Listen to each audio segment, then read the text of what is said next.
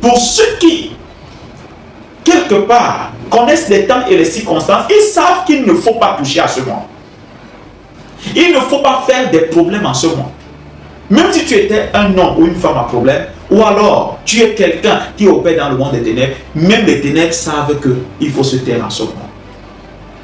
Mais lorsque j'écoute les actualités dans le monde, j'essaye de voir, je me rends compte que l'Amérique, dirigée par le président Trump, se sont levés pour troubler le monde.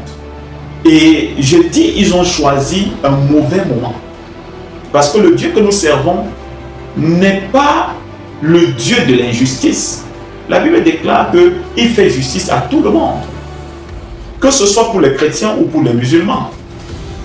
Il est hors de question qu'on soit dans ce mois en train de bombarder à gauche, en train de bombarder à droite. Ce mois est un mois consacré où nous nous remettons à Dieu. Alors, il y aura des conséquences très graves pour ce président qui s'est levé pour bombarder, pour créer du trouble pendant le mois où nous devons être consacrés. J'ai souvent l'habitude d'entendre que Dieu bénisse l'Amérique. De quel Dieu nous parlons? De quel Dieu nous parlons? Il y a tellement de dieux. Dites-moi, si c'est le Dieu qui dit qu'il est amour et que nous ne le connaissons que par l'amour, comment est-ce qu'on peut en arriver là où nous sommes aujourd'hui?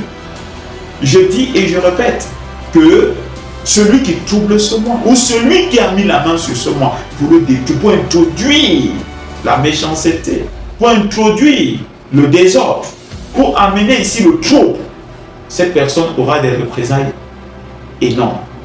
Et je dis et je répète, pour ce qui concerne le président américain, le président Trump, il y aura des conséquences graves. Parce que celui qui s'attaque à ce mois et fait le désordre dans ce mois, il ne sera pas impuni, il ne restera pas impuni. Donc il y a une sentence qui pèse et qui va peser sur la tête du président Trump, de tout ce qu'il a commencé à faire. C'est dangereux qu'il sache que Dieu ne pardonnera pas cela s'il ne se repent pas rapidement, s'il ne se repent pas rapidement, s'il n'arrête pas rapidement.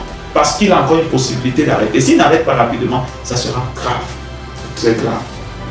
Alors, si nous constatons très bien, lorsqu'on essaye de voir pourquoi y a-t-il de guerre en ce moment, nous savons que le monde est sous la puissance de Satan. Et quiconque dit qu'il dirige le monde, il arrête Satan. Et il est sous les recommandations de Satan. Alors, j'ai constaté une chose exceptionnelle en ce mois. C'est que les musulmans et les chrétiens ont commencé le jeûne au même moment. C'est-à-dire que Satan lui-même a senti qu'il est en danger. Et l'Amérique, étant comme celui qui dit qu'il dirige le monde, a été... En fait, l'Amérique a été oint par le monde des ténèbres pour venir s'aimer ce que j'appelle le désordre. S'aimer la discorde.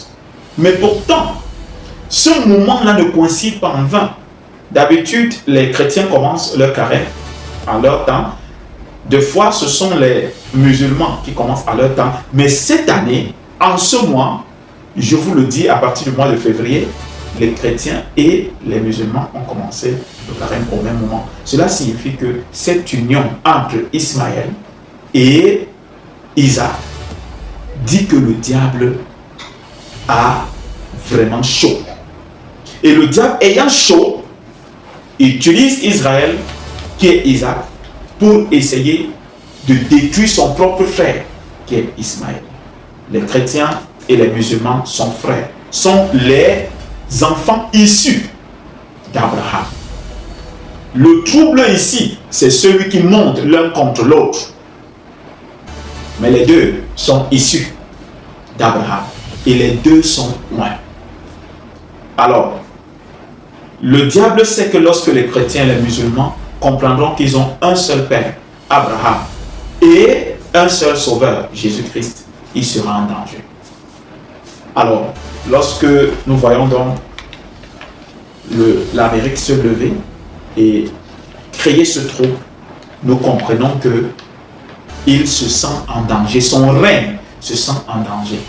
Le règne de l'Amérique se sent en danger. C'est pourquoi il faut troubler Israël, il faut troubler ici les musulmans. C'est ça Et il faut cette guerre pour que lui continue à régner. Tant que la même maison est divisée, la Bible déclare que aussi longtemps la maison est divisée contre elle-même, elle ne tiendra point. Il faut dire que Israël et Ismaël sont deux frères. Tant qu'ils ne se sont pas encore entendus, alors le diable régnera.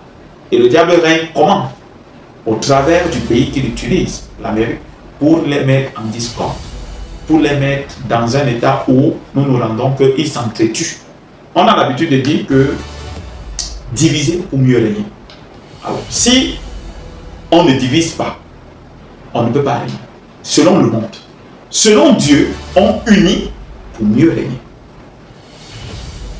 Et Dieu a un programme de ramener la paix. Parce que la fin n'est pas encore arrivée.